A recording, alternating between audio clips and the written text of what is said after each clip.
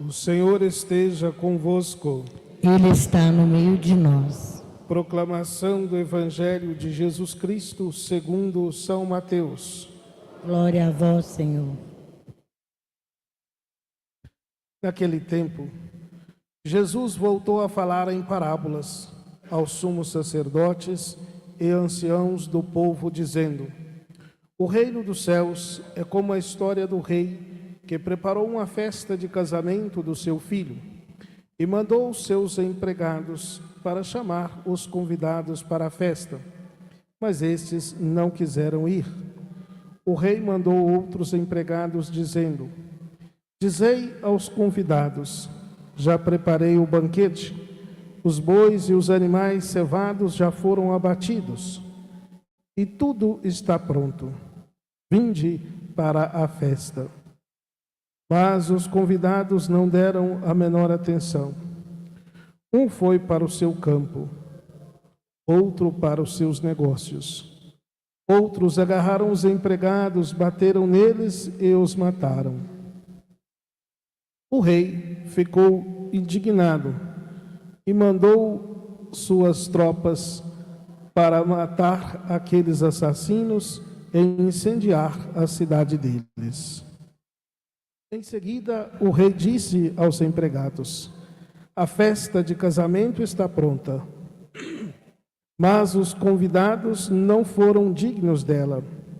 Portanto, ide até as encruzilhadas dos caminhos e convidai para a festa todos os que encontrardes.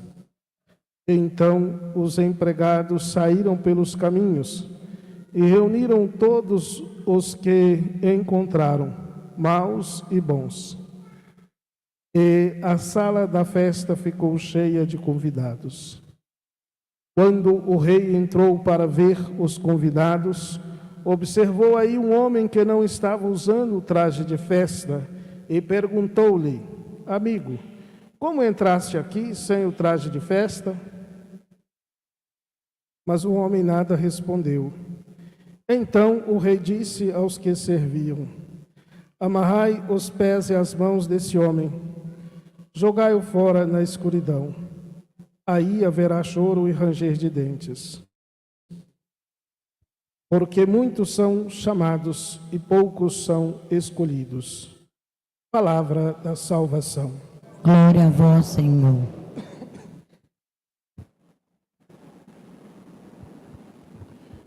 Meus irmãos e irmãs, nos reunimos para a celebração do 28º domingo do tempo comum e caminhando nesse mês de outubro, o mês das missões, eu inicio esta reflexão lembrando um pouco, da nossa do mês, do tema do mês, da temática que é proposta pela Igreja, para que a gente reze e celebre o mês missionário. E pensar na missão não só distante, aquela sim é importante, as pessoas que vão anunciar o Evangelho, viver o Evangelho, testemunhar o Evangelho em nações longínquas, em povos diferentes, fazer com que o Evangelho seja conhecido, que Jesus seja conhecido e amado em todos os lugares. Isso é muito importante. Inclusive, nós temos que fazer um parêntese para que possamos rezar pelos missionários nas áreas de conflito, de guerras. Agora nós temos conhecimento em Jerusalém, em Gaza, mas nós temos muitos missionários, muitos padres religiosos, religiosas, em áreas que vivem constantemente em conflito em outros países também. Não uma guerra assim, mas conflitos de um tanto quanto menor, mas que tem muito impacto e muita agressão à vida humana. Então a gente precisa rezar por esses missionários para que eles possam ter a perseverança. E eu fundamento lembrando o exemplo de São Paulo. São Paulo, um exímio missionário do Novo Testamento, não só pelo sua teologia, não só pelo volume dos seus escritos, 13 escritos atribuídos a São Paulo, 7 de próprio punho de Paulo, mas São Paulo, no fundamento, na criação das comunidades e na propagação da boa nova do Evangelho de Jesus, após a conversão. Hoje, o texto aos Filipenses, ele diz que se adequou e sabe viver na pobreza, na miséria, mas também na fartura, enfim, que estava se empenhando para estar e cumprir a sua missão. Mas uma frase muito importante, São Paulo diz, que nós a conhecemos, que existe por aí, escrita em muitos lugares, mas a gente precisa ter essa frase não só no intelecto, mas também no nosso coração. Ele fala: tudo posso naquele que me dá força, tudo posso naquele que me fortalece. Muitos momentos na igreja, a comunidade, a sociedade, nós usamos, tudo posso naquele que me fortalece, tudo posso naquele que me dá força. E de fato, que nós possamos sempre nos colocarmos diante de Jesus, e tudo podemos em Jesus, com Jesus, por Ele, nele, com Ele. Então nossa missão deve ser vivida assim. E hoje, pela manhã, eu me esqueci de mencionar, nós estamos rezando por todos os professores, educadores. E é importante porque é uma vocação importante ensinar, partilhar a experiência, o conhecimento e fazer com que todos possam caminhar bem, progredir, crescer, no sentido intelectual. E é uma ambição que nós temos como pessoas, Todos somos chamados a deixarmos ser educados por Cristo, mas todos também somos chamados a ser educadores, partilhar a experiência, partilhar a sabedoria, partilhar a vida. Mas de maneira especial rezar pelos professores, para que tenham perseverança, força, que tenham alegria nesta missão sublime, nobre e às vezes até não tanto valorizada, mas diante de Deus é importante, que reconheçamos e lembremos com carinho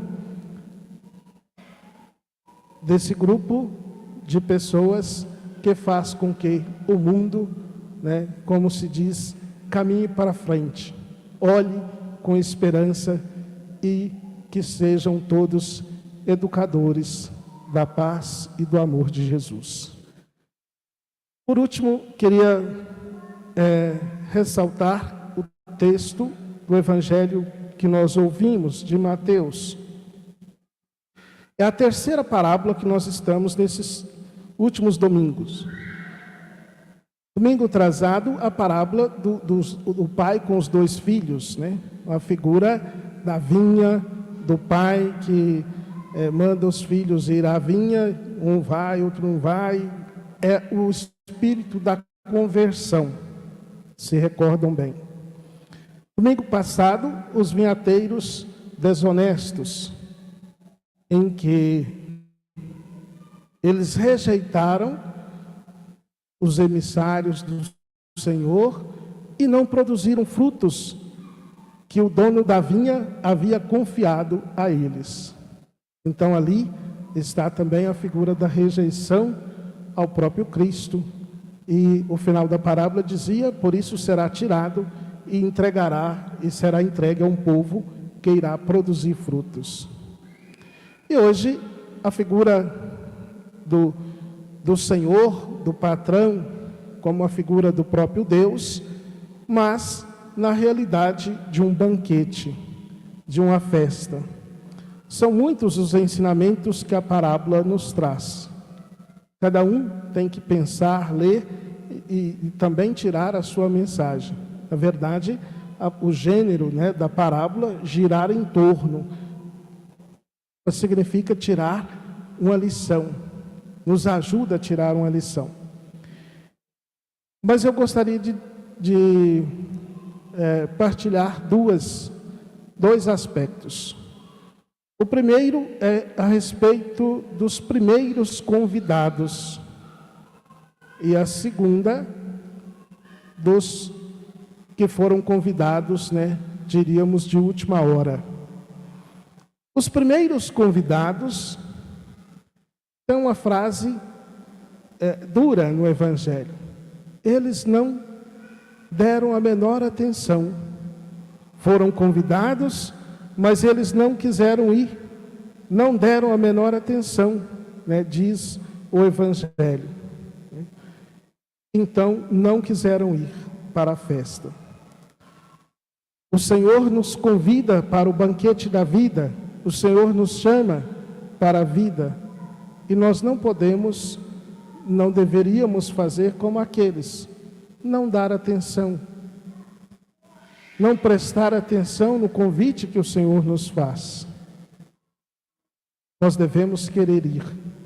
E o segundo é que aqueles que foram convidados de última hora, né, foram convidados, e um vai, de certa forma, né, diz o Evangelho, sem o traje da festa, sem o traje nupcial.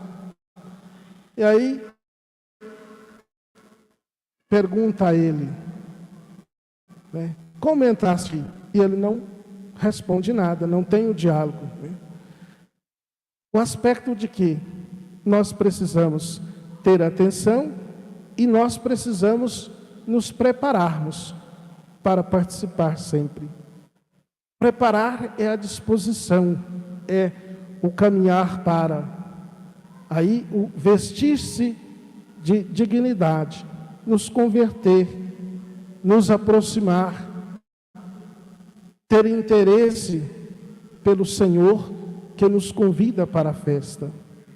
Pelo menos esses dois aspectos. E esses dois aspectos, creio que na última frase do Evangelho, nós podemos também tirar o mesmo ensinamento. Muitos são chamados, poucos são os escolhidos. Poucos são escolhidos. A escolha é nossa, né? O convite para a festa é de quem promove a festa, de quem faz a festa. Mas a resposta, a escolha de participar é nossa. Então, devemos escolher participar da festa do Senhor, participar da comunidade, participar do seu amor, participar da sua misericórdia, participar da sua vida, conhecer o aspecto da festa, conhecer o sentido da festa, nos empenharmos para tal.